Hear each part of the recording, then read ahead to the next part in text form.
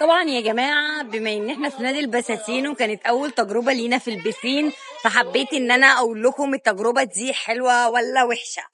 فلا حلوة، يعني كنتش حابة حمام السباحة بتاع نادي البساتين، بس شكل الأجواء هنا حلوة والدنيا تمام. بصوا والكراسي والقعدة، لا أجواء حلوة بجد. فلو عايزين تجربوا تعالوا نشوف لولي.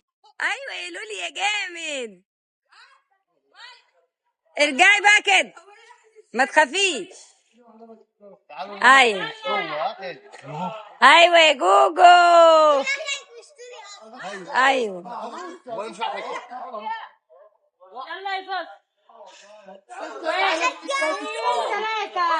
اوبا، تعالى يا زيزو ما تخشش جوه، ارجع لبره. وانت يا بابا يا حبيبي بقول له عايز ايه؟ تعالوا ناحيه محمد. ايه احنا قاعدين ساعتين عشان انت تقول تعالوا نروح. يا جدعان تقول انا هنا ماشي، بس عشان تعالي هنا جول.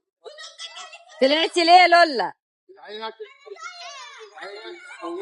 يلا طيب يلا نوتي. ده اجمل نطه. لا انا هنط. خلاص بقى العبي يا نوجا، مش لازم نوتي حبيبتي. مش عارف النطه اللي ودينا فين. العبي العبي العبي، استمتعي احلى بالحمام السباحه.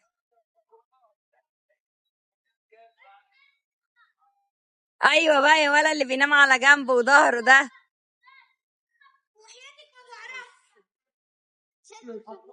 عادي يا جود.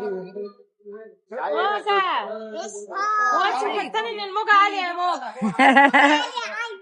الموجة عالية في حمام السباحة. الجديد شديد عندنا يا ولاد.